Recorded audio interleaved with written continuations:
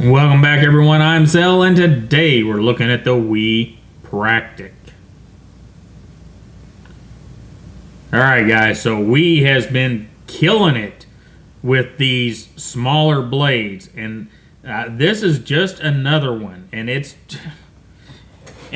amazing to me that they can make this many small blades, give them all their own character, and yet have them all be fairly close together in performance and operation, yet once again be widespread apart in price point. It's almost a magician's act with the way they've done these small blades this year. But the Practic, let's get a look at the outside of it. This guy is G10 on the outside. We've got the titanium hardware. We have, I'm not sure about the pivot. I have not taken this guy apart. I do have a magnet. I suppose we could put a magnet, but we got that stainless liner. I do know the liner's stainless, so I don't know that we can, yeah. I think the pivot may be stainless. We'll find out whenever we do the What's Inside video for sure. But hardware, titanium.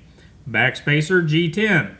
Pocket clip, titanium. All the screws, titanium. We do have a little lanyard hole. And liners are stainless.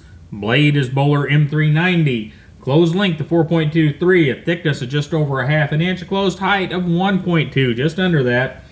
An open overall length of just under 7.5 inches.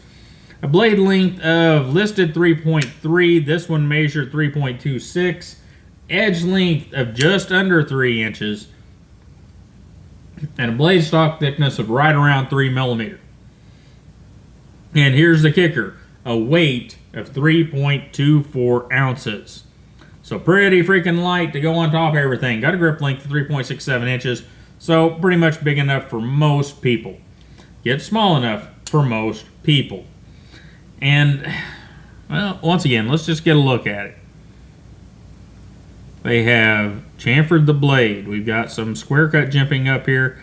Little aggressive, but not terrible in my opinion. You know how my opinion goes. Got a little bit of jimping here that's well done to get a hold of this. That's not over aggressive. And titanium pocket clip, kind of a standard Wii shape with the 3 lines. Got the beautiful grind on the blade. Got the 3 lines right here.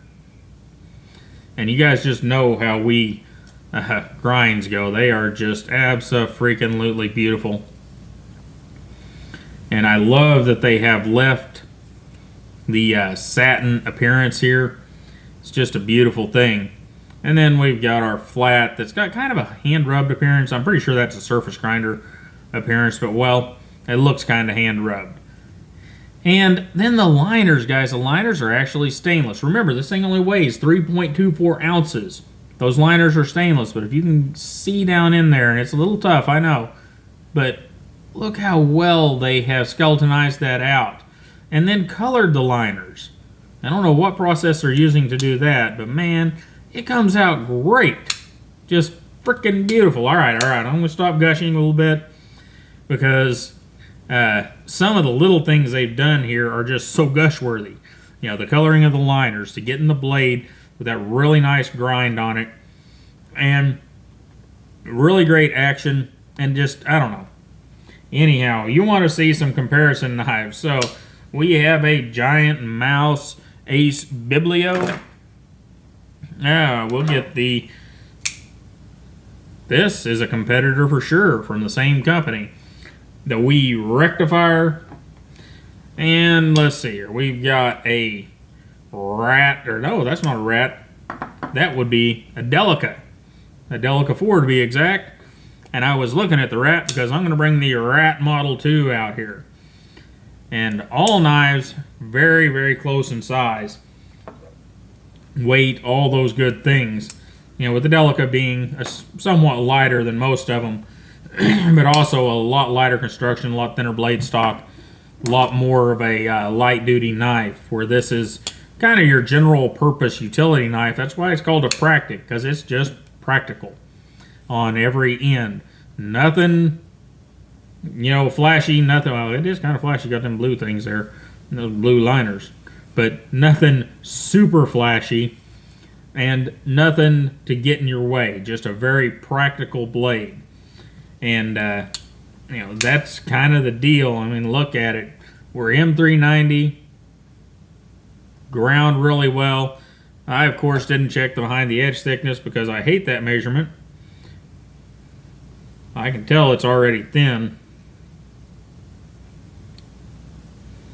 Yeah, we're less than 20 thousandths or less behind the edge. And it is just a arrow of a slicer. And I mean, has some pretty nasty stuff there, and it just works good. So anyhow, we're gonna move along to our pause and read card, and I'll be right back with you.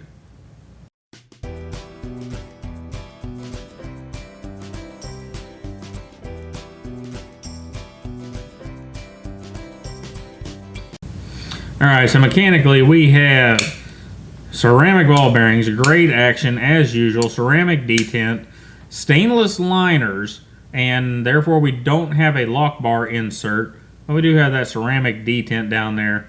Just a beautiful thing, a well put together knife, and a super light knife for its size.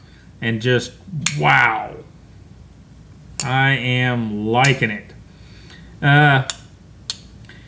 Suppose we should get this guy in the pocket, huh?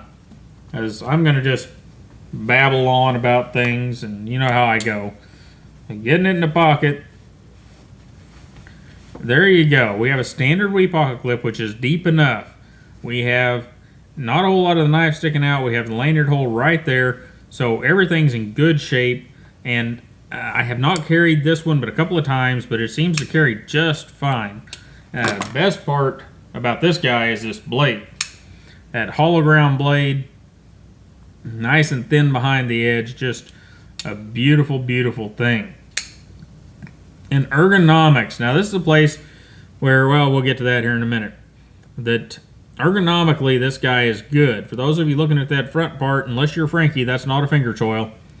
That is just a sharpening guide because it's just too close to that edge, or sharpening choil.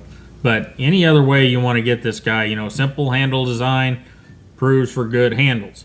They seem to be listening to that. And now let's move into what would Zell have done different. And really, guys, there's not a whole lot here.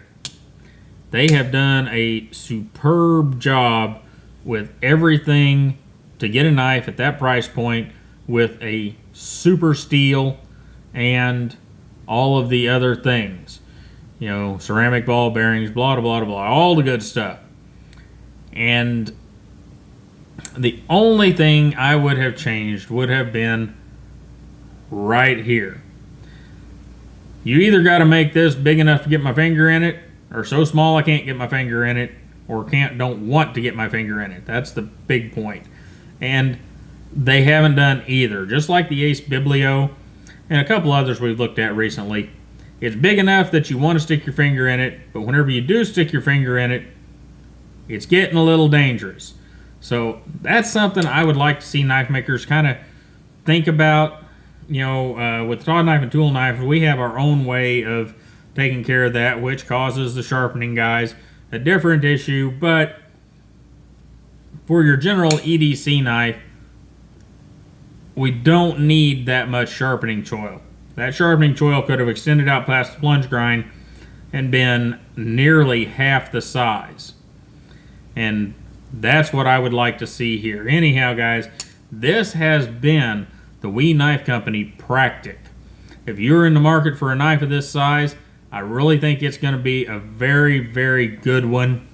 WE does a good job with this type of build and design.